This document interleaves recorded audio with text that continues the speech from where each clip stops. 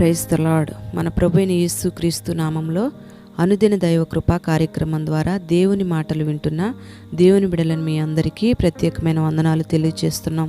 నా దేవుని కృపా సమృద్ధిగా మీకు తోడైయుండును గాక. ఆమేన్. కీర్తనల గ్రంథం 105వ అధ్యాయం 19వ వాక్యాన్ని చదువుకుందాం. అతడు చెప్పిన సంగతి నెరవేర్చు వరకు యెహోవా వాక్కు అతనిని పరిశోధించుచుండెను. ఈ వాక్యాన్ని బట్టి మనం ఆలోచన చేస్తే దేవుడు మనకు అనేక వాగ్దానాలు చేస్తూ వచ్చాడు. మరి ఈ వాగ్దానాలన్నీ కూడా నెరవేరే దినం ఒకటి ఉంది. ఆ దినం వరకు దేవుడు మనల్ని పరిశోధిస్తూ ఉంటాడు. మరి ఆ పరిశోధనలో మనం సంపూర్ణంగా అప్పగించుకోగలిగితే కొంతకాలం ఆ పరిశోధనలో పుటం వేయబడిన తర్వాత గొప్ప వాగ్దాన ఫలాల్ని మనం అనుభవిస్తూ ఉంటాం. ప్రియ దేవుని బిడ్డలారా, దేవుడు నీ జీవితంలో కూడా మంచి మంచి వాగ్దానాలు చేసి ఉంటాడు. మరి వాగ్దానాలు పొందుకున్న వెంటనే నువ్వు ఆ వాగ్దానాలు నీ జీవితంలో నెరవేర్చబడాలి అని ఆశపడుతూ ఉంటావు. అయితే దేవుడు చేసిన వాగ్దానానికి నీ జీవితంలో జరుగుతున్న ఆ సంభవాలకి కూడా చాలా వ్యత్యాసం కనబడుతూ ఉంటుంది. కానీ అప్పుడు నువ్వు భయపడకుండా ఒకటే గుర్తుపెట్టుకోవాలి, దేవుని వాక్కు నిన్ను పరిశోధిస్తుంది అని. ఈ పరిశోధన తర్వాత ఆయన చేసిన వాగ్దానం నీ జీవితంలో నెరవేర్చబడబోతా ఉంది అని నువ్వు గుర్తుపెట్టుకోవాలి. మరి ఆయన పరిశోధనకు నువ్వు సంపూర్ణంగా సమర్పించుకోగలిగితే అప్పుడు నీ జీవితంలో నువ్వు మంచి కార్యాలను చూడగలుగుతావు, ఆశ్చర్యకరమైన కార్యాలను నువ్వు అనుభవించగలుగుతావు. పరిశుద్ధ గ్రంథంలో యోసేపుకు దేవుడు కలల ద్వారా ఎన్నో వాగ్దానాలు తెలియపరుస్తూ వచ్చాడు. కానీ యోసేపు జీవితాన్ని గురించి మనం ఆలోచన చేస్తే అన్ని వ్యతిరేకమైన పరిస్థితులే, అన్ని ప్రతికూలమైన పరిస్థితులే కనబడుతూ ఉంటాయి. అయిన వాళ్లే శత్రువులుగా మార్చబడిపోయిన అనుభవాలు, అన్నదమ్ములే అమ్మేసిన పరిస్థితులు, నమ్మిన వాళ్ళందరూ మోసం చేశారు, మేలు పొందుకున్న వాళ్ళందరూ మర్చిపోతూ వచ్చారు. పరిశుద్ధంగా జీవించాలి అని అనుకుంటే చుట్టూ అపవిత్రులే కనబడుతూ ఉన్నారు.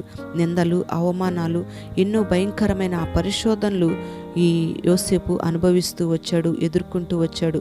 మరి దేవుడు నిర్ణయించిన కాలం వరకు కూడా యోసేపు జీవితంలో పరిశోధనలు జరుగుతూనే ఉన్నాయి.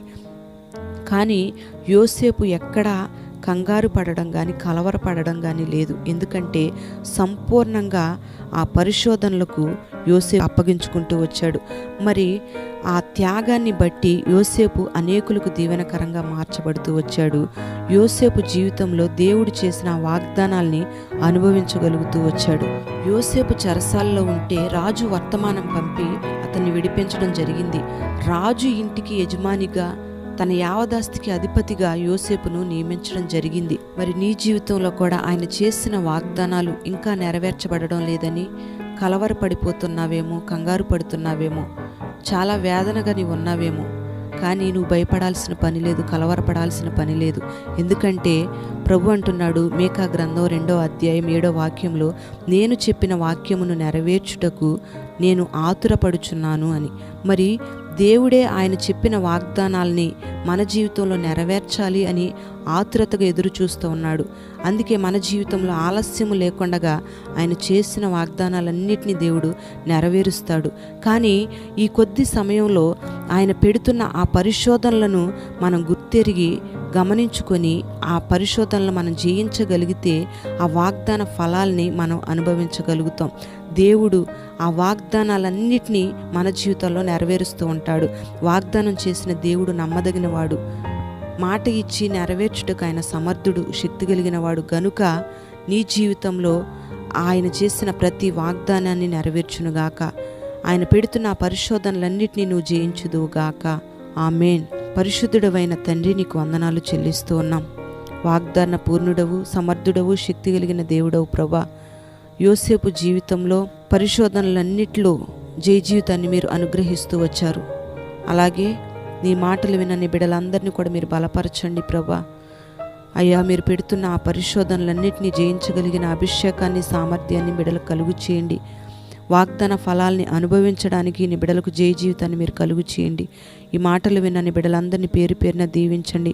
ఈ దినమంతా ప్రభా నీకు స్తోత్రం.